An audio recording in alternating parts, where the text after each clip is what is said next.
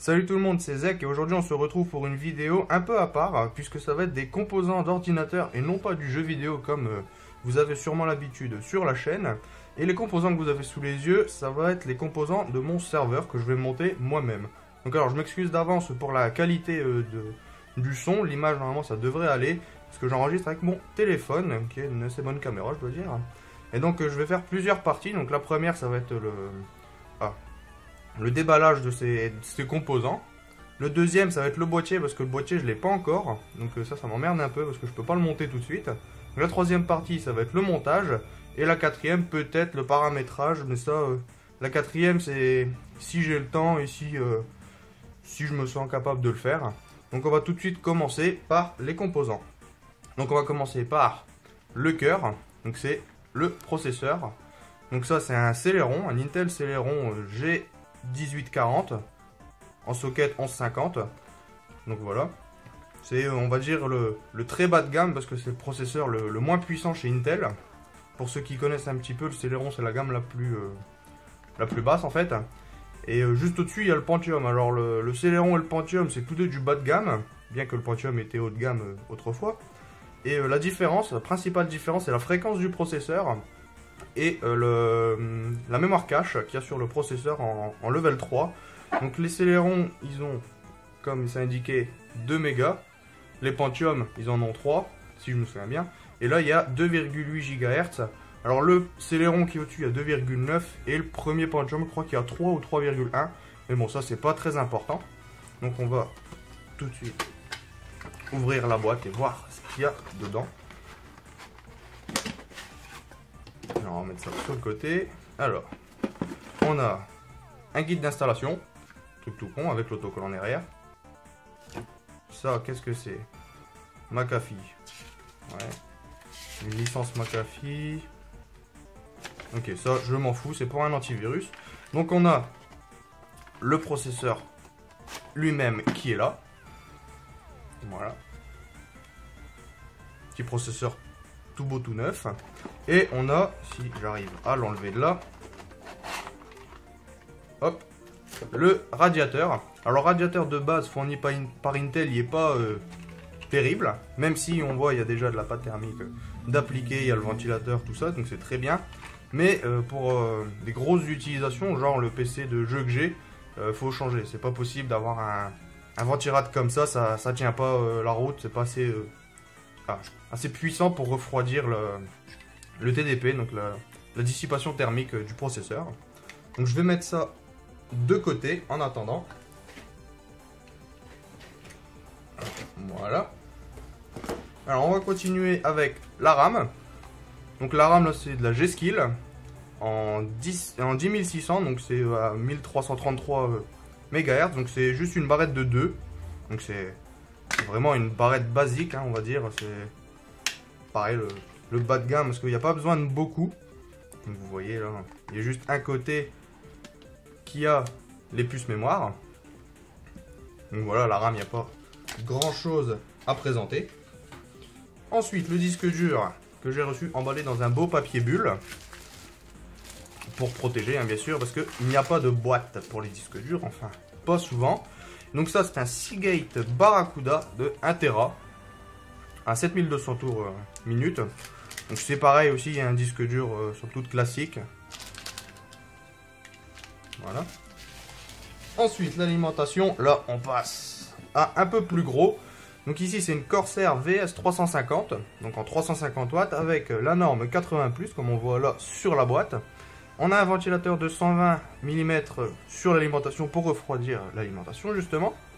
On a au maximum 85% d'efficacité, de rendement, donc c'est pas mal. Et on a une bonne garantie de 3 ans.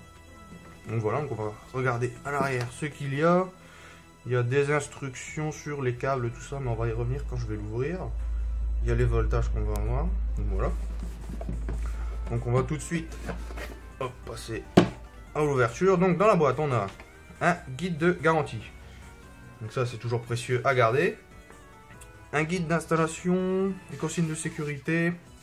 Ouais, ça c'est pour dire attention, vous pouvez être électrocuté. Donc on a bien sûr le cordon d'alimentation. Donc ça sur l'alimentation, prise murale. Et on a le bloc. Alors ça, qu'est-ce que c'est? On s'en fout. Donc on a le bloc avec le petit paquet de vis qu'il faudra bien sûr visser l'alimentation au boîtier hein, pour éviter qu'elle bouge. Et la boîte, je la mets sur le côté. Voilà, alors le bloc d'alimentation, comme vous le voyez, est dans un beau papier bulle aussi. Hein. Bon, cette fois, il est blanc et pas rose. Avec la belle grappe de câble. Alors l'alimentation, elle n'est pas modulaire. Hein. J'ai pas pris modulaire, ça sert à rien. Ça fait des économies aussi, hein. Surtout pour ce que j'en ai besoin en fait. Voilà. Alors, sur le dessus ou le dessous, ça dépend de la manière dont vous la placez dans votre PC. Donc on a une grille avec un ventilateur de 120 comme on a dit, 120 mm. Sur le premier côté on a un rappel Corsair VS 350. Sur le dessous, le dessus, ça dépend encore une fois du côté, vous avez les rappels des performances de l'alimentation. Là, Corsair VS encore une fois. Ce qui est bien parce que si on met le ventilateur, la grille vers le bas, on a ça qui est dans le bon sens. Des fois ils mettent ça dans le mauvais sens. Voilà, là à l'arrière on a une grille. On voit l'intérieur plus le ventilateur, le bouton on-off et l'entrée du DC-in. Voilà, donc avant d'aller sur les câbles, on va regarder un petit peu les spécifications de cette alimentation. Alors, on a du 3 volts 3, 14 ampères, du 5 volts en 14 ampères et un rail de 12 volts en 25 ampères. Donc c'est 350 watts, hein, 300 watts sur le 12 volts. Donc c'est largement suffisant pour ce que j'en ai à faire. Donc maintenant, là on a les câbles. Alors ça va être un petit peu chiant à regarder puisque c'est pas modulaire. Hein. Alors on va tout de suite enlever ça. Ça, faut garder, ça peut faire du cable management dans le boîtier. Ça, on s'en fout, c'est pour l'humidité. Et on a les câbles. Alors on va commencer par le gros. Celui-là, le 24 pins. Donc 20 plus 4. C'est l'alimentation principale de la carte mère qu'on verra juste après. Hein. Voilà. Ensuite, on a... Ça, c'est le 8 pins qu'on peut séparer en 4. Si j'y arrive, voilà. 4 plus 4, c'est le SP pour l'alimentation du processeur. Donc la carte mère que j'ai, elle ne demandera qu'un 4 pins. Voilà. Ensuite, on va prendre la première grappe qui vient. Hop, celle-là, elle a 2 SATA. Donc ça, c'est prise d'alimentation SATA pour alimenter vos disques durs, vos SSD ou vos lecteurs DVD, Blu-ray, tout ça. Ensuite, un peu emmêlé les câbles, hein, je suis désolé. On a de nouveau un SATA classique, une prise Molex. Donc ça, c'est si vous avez un Rheobus pour ventilateur ou des choses comme ça, c'est pas mal pour alimenter. Et une prise floppy. Ensuite, vous avez un autre brin avec 3 SATA ce coup-ci dessus. Non, attendez, je dis des conneries. Un SATA et 2 Molex. Excusez-moi. Et enfin, on a un connecteur d'alimentation pour carte graphique ou carte fille en 6 plus 2. Donc c'est 6 plus 2, ça fait 8, hein, bien sûr, 8 pins. Donc bien sûr, on peut mettre qu'une carte graphique, bien sûr, bas de gamme, hein, avec une alimentation comme ça. Donc tout de suite, on va passer à la carte mère, qui est sans doute le plus intéressant pour moi, parce que je suis fan de ça.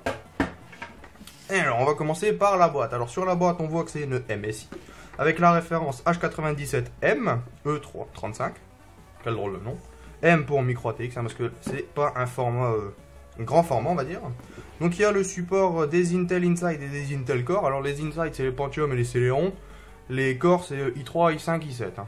Et le chipset H97. Donc c'est pas le plus haut de gamme, on va dire c'est le deuxième plus haut de gamme sur la gamme consommateur. Parce qu'après il y a les extrêmes qui ça bien sûr c'est hors de prix. Hein. Alors là on a 3 display output. Donc on a 3 sorties vidéo. On a HDMI, DVI et des subs. Je ne sais pas c'est quoi, à mon avis ça doit être le VGA. On a un Click BIOS 4, donc ça c'est le BIOS de la carte mère qui sera on pourra la gérer à la souris. On a un slot PCI, bon ça tend à disparaître. Hein. Et on a un Fast Boot, pardon, c'est pour booter plus rapidement et passer tout le boot du BIOS en fait. C'est vachement pratique mais c'est un peu chiant quand on va aller directement dans le BIOS. Ensuite, On a les composants bien sûr Military Class chez MSI, hein, c'est classique Military Class 4. Donc on a de la protection contre l'humidité, contre la haute température. ESD, ça doit être, je sais pas, à mon avis ça doit être l'électricité. Il y a des petits éclairs. Et ça, EMI, ça doit être les tensions. Mais je sais pas, faudrait regarder, tiens. Sur le côté, on n'a pas grand chose, hein, on a des rappels, tout ça. À l'arrière, maintenant. Alors, on a des Dark Choc. Donc ça, c'est des étages d'alimentation, donc qui sont bien. On a des Solid Cap qui ont une garantie de vie de 40 ans, donc c'est pas mal aussi. Donc alors, voilà, EMI, Optimal Protection Design. Voilà, EMI c'est pour les tensions à mon avis, les choses comme ça. Les températures, l'électricité sur la carte, l'eau, donc c'est très bien. Là on a le rappel des spécifications qu'on verra quand je déballerai la carte. Donc il y a le support des processeurs Celeron Pentium et i3, i5, i7 de 4e et 5e génération sur cette carte mère. On a un socket 1150, donc on va dire c'est la gamme consommateur de base. On a un chipset H97. Ensuite pour les ports d'extension, donc là c'est surtout pour la carte graphique, on a un port PCI Express en 3e génération en 16X, hein, forcément. On a après de l'HDMI, du DVI et du DVI, hein, du VGA. Bien sûr, il faut avoir un processeur qui est capable d'avoir une partie graphique. Donc, normalement, c'est le cas du Celeron. Si c'est pas le cas, tant pis, j'achèterai une petite carte graphique de base qui coûte pas cher. Un truc vraiment à la con. Hein. Ensuite, on a deux slots RAM, DDR3 bien sûr, qui vont jusque du 1600. Donc c'est la base, on va dire le classique. On a deux ports PCI Express 1X. Donc ça c'est par exemple une carte son, une carte réseau ou une carte Wi-Fi peut-être. Un port PCI, ça peut toujours servir pour les vieilles cartes d'extension. On a 6 SATA, 6 gigabits par seconde, donc 3e génération. On a le support du RAID 01510. Donc ça c'est pas mal. Moi c'était surtout pour faire un RAID 1 dès que j'aurai la possibilité d'acheter un deuxième disque dur. On a alors on a la possibilité d'avoir 6 USB 3. Donc on verra derrière la carte mère, hein, il y a le logo juste en dessous là. On en voit 4, donc il y a la possibilité d'en brancher 2 sur le boîtier. Et on peut aussi avoir 6 USB 2. Après pour le LAN, on a du 10, du 100 et du 1000 mégabits. Donc ça c'est la connexion internet, hein, bien sûr. Et pour l'audio, on a du 7.1 HD, heureusement. Et en dessous, on a le CGNI. Ça sert à rien puisque le chipset ne supporte pas l'overclocking et les processeurs de série K pour l'overclocking, ça sert à rien sur cette carte mère. Donc tout de suite, on va passer à l'intérieur et voir hop, ce qu'il y a dedans. Donc la carte mère, bien entendu, qu'on va poser là. Et on va passer au bundle qui est assez pauvre, hein, mais en même temps pour une carte mère de ce prix là c'est normal. Donc on a le guide d'installation multilangue, hein. Toujours pratique. On a un guide d'installation rapide. Bon, si vous savez monter des ordinateurs, ça vous en aurez pas besoin. Un disque de driver qui sert à rien non plus, aller les chercher sur internet, souvent ils sont mis à jour directement. La plaque IO, donc input output, entrée sortie, c'est ce que vous mettrez dans votre boîtier pour l'arrière de la carte mère. Et on a deux câbles SATA, un droit et un qui est coudé, SATA 3 hein, évidemment, la dernière norme. Voilà, donc on va mettre le carton à côté et on va passer à la carte mère. Alors c'est bien entendu dans du plastique antistatique. Alors si j'arrive à l'ouvrir, hein.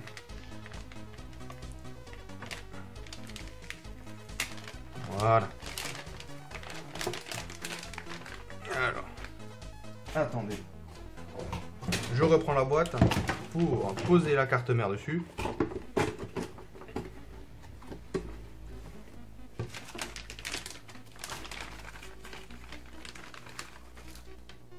Voilà. Alors la boîte de la carte mère, c'est pratique aussi pour faire des montages hors boîtier. Hein, si vous n'avez pas un tapis antistatique, c'est très bien. Alors sur la carte mère, on peut voir le beau socket 1150 bien au milieu. Hein. Voilà. On a 3 petits étages d'alimentation, donc ça c'est classique on va dire pour un petit processeur comme ça, enfin une carte mère de cette gamme. Ici on a l'alimentation du processeur en 4 pins. Là on a nos 2 slots RAM, donc ici viendra la barrette mémoire G-Skill hein, avec les petits clapets. Ici on a la TX24 broche, donc l'alimentation principale de la carte mère. Ici on a un connecteur USB 3, donc ça c'est pour les ports USB 3 de votre boîtier. Ici on a 1, 2, 3, 4, 5, 6 parce que ouais, il y a 2 SATA en plus là sur le côté. Donc ça c'est les ports SATA, disque dur, SSD, lecteur DVD, Blu-ray, tout ce que vous avez. C'est pour le transfert de données.